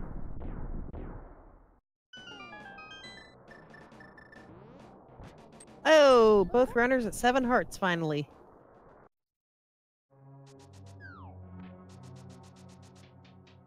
That's got to be a little bit more reassuring having 7 hearts.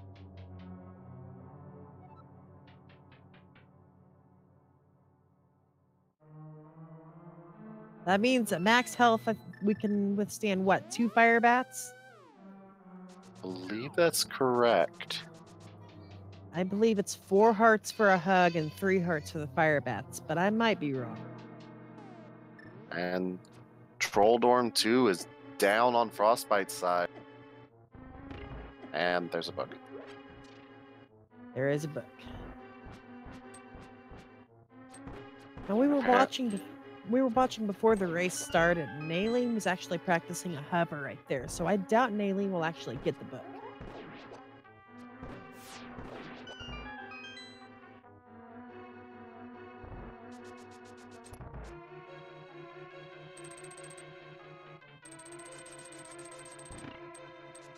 Single on the first round of Aga 2. Another single.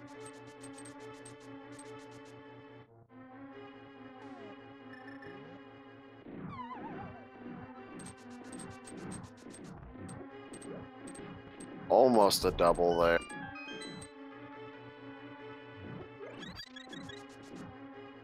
Just needs one more, I believe. And Aga 2 is down. Yes, right under an hour, 40 minutes, heading into Ganon. In Key Sanity hard. Yes, in hard key sanity. I'm still. Ooh, wow! Did you see that Stalfo snipe? It like literally moved back into the arrow path at the last second. It's always a nice feeling when that happens.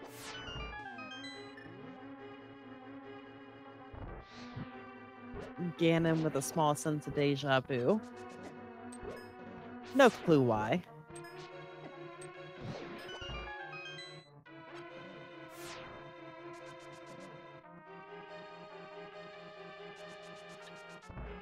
Alright, Frostbite on the second phase of Ganon. Arguably the most difficult phase.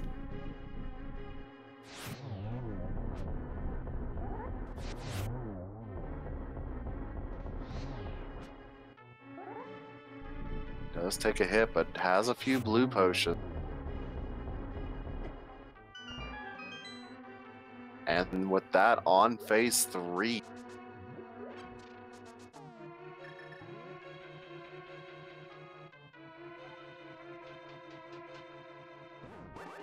You know, although they ran through this seed remarkably fast.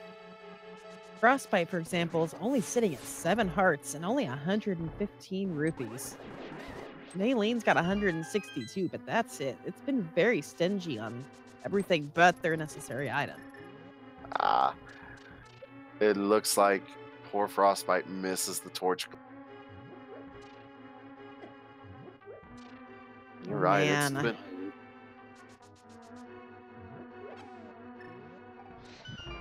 This has been an extremely stingy season when it comes to health and money.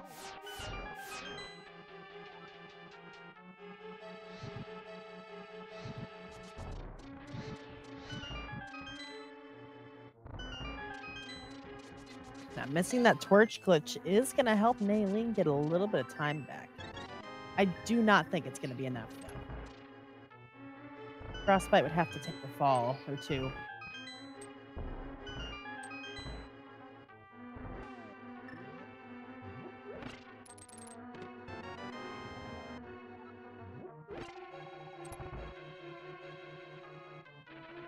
Does have to be careful, though. Yeah, we don't have the money to buy another goo.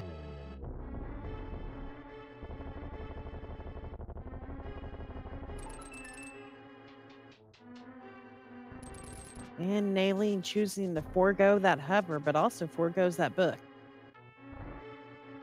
So that was half right.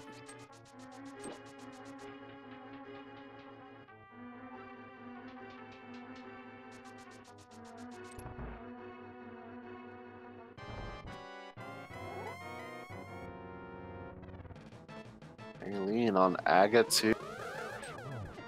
Just a couple more hits on Frostbite's side to finish off the big. Or just one more.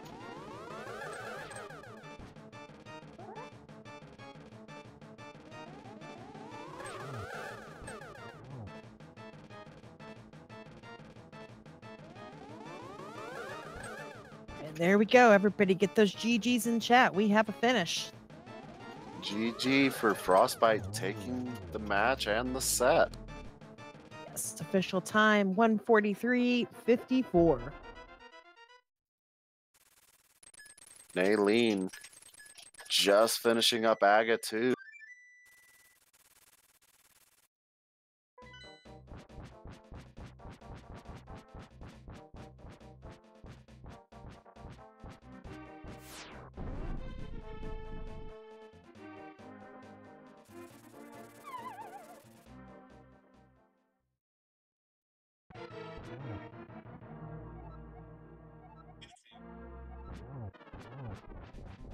And with that, we are joined by Frostbite and Nayleen. GG both.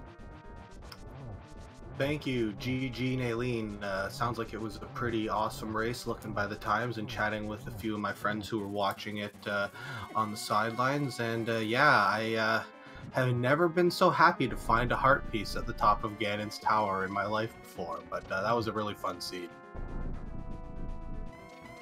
Yes, we were a little hype when you finally hit 7 hearts.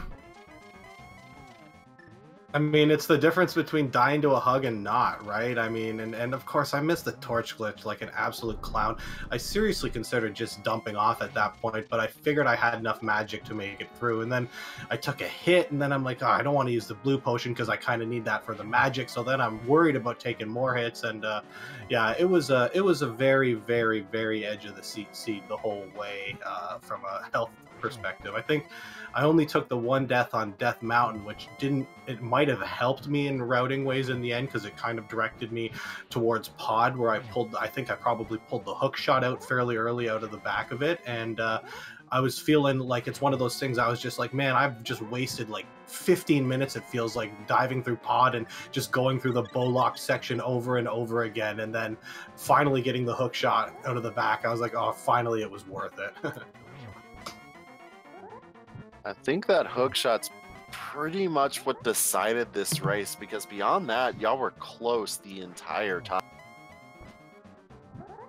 Yeah, hookshot was definitely the major gatekeeper in the seed. I did not trust Pod enough and was constantly scared of having to go to Turtle Rock to get whatever was still needed.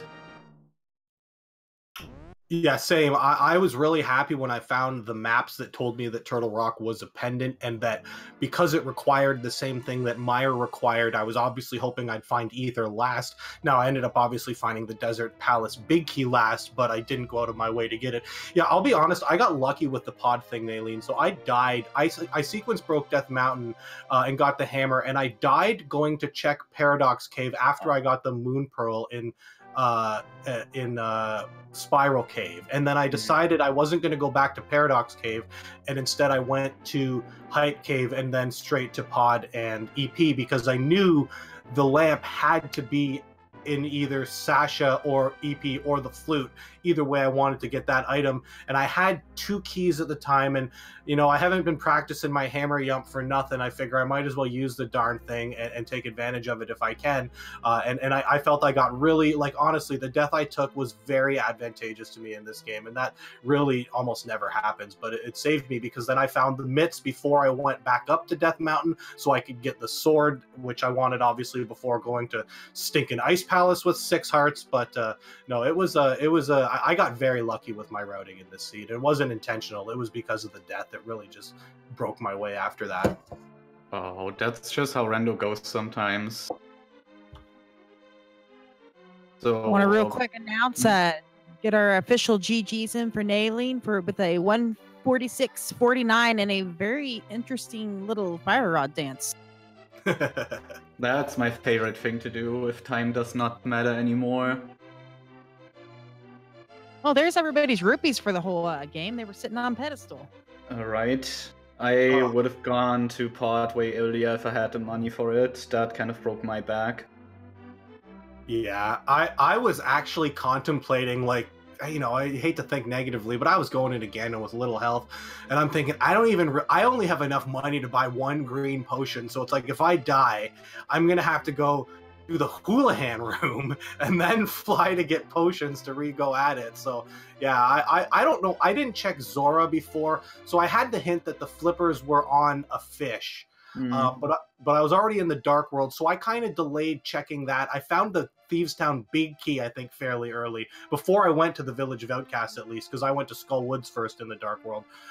And because of that, I kind of delayed the Zora area, and I went to Pod first, and I think I just ended up with enough money by the time I went to Zora and bought all that. But no, it was it was lucky. Like, I mean, like I said, if I had done the intended route I wanted to, it would have been a hell of a lot closer, that's for sure. Not that it wasn't close, like, I mean, like, seconds closer, not that it wasn't close in this instance, yeah. It was a fun seed, definitely. Like, I pushed that sword way back and only got it before heading into GT, so I had a lot of fun with low percent strat. I just did not want to go back up there. If I had to go up there, I would dip Turtle Rock, and I did not want that. Yeah, that makes total sense. I would have because I saw it up there. That was one of the reasons I chose not to go to Paradox Cave with the 7 items and start just going everywhere else, because I wanted to try and get that sword, because I knew I was going to go back up to Death Mountain likely fairly early, because I had still all of East Mountain left. So I specifically left it to have it be more of a draw to get me back up there for that sword, because yeah, I was like, my Vitreous couldn't have gone better. My Cold Stare was, my game started lagging about the time I went into Ice Palace for some reason, so that was an absolute nightmare, my Cold Stare fight. I thought I was going to die. I don't know how I didn't die, to be honest with you. And then I'm frantically looking and seeing what the hell just opened on my computer, because something was lagging it, and it was some photo app or something, I think, that opened up, and that was no fun.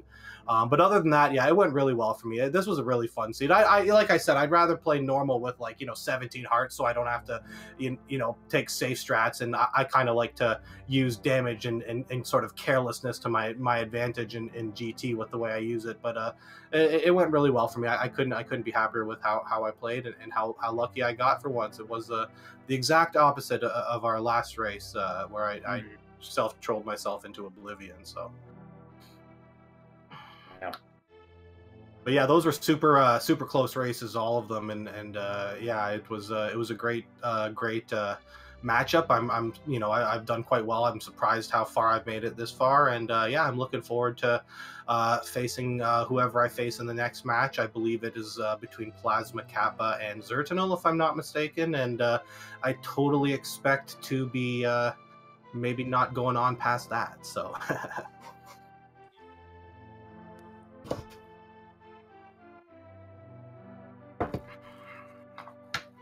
Well, Taroster, you got anything to add to this? What was it like actually having boots early? Great. Best feeling ever. Yeah, it really is. I mean, especially on hard mode, it makes because we had the sword early too. Nothing's worse than getting the boots and not having the sword on hard mode. Then you just end up bashing in everything. But it was great. I mean, it makes every check not feel like a waste of time, right? You run over to Agina, it doesn't feel as terrible as walking over to Agina, and it put me in a good mental state right from the start. The other thing is, if I'd have died to Mothula at the beginning, that would have been a big difference maker for me too, because I almost did, and I was very lucky, and it made me feel good that it was there, and I dug something out of the basement that was valuable, and then I picked up, I believe, the flute in the front of Skull Woods, and it was like bang bang bang, okay, this is going quite well. And I just, it's how it works. When you're feeling good, you play better, you play maybe a little more aggressively, and you don't die, and that was basically the difference. I didn't die. Look at the time difference. I thought for sure I went into Vitreous with 3.5 hearts and no backups. If I had died there, that would have been the difference in the match for sure. If I had fallen off against Ganon at the end, that would have been the difference in the match for sure. And I got lucky that my execution held out just long enough. But my hands were definitely shaking at the end when I missed that dang torch glitch. Normally, I'm pretty confident in my silverless strat, and of course I'm saying the whole time, you got to just hit the torch glitch, and it's like I just psyched myself out, and the second I swung the lamp, I'm thinking, you're too late, you've already missed it, and of course I was, and luckily I just didn't derp it out after that.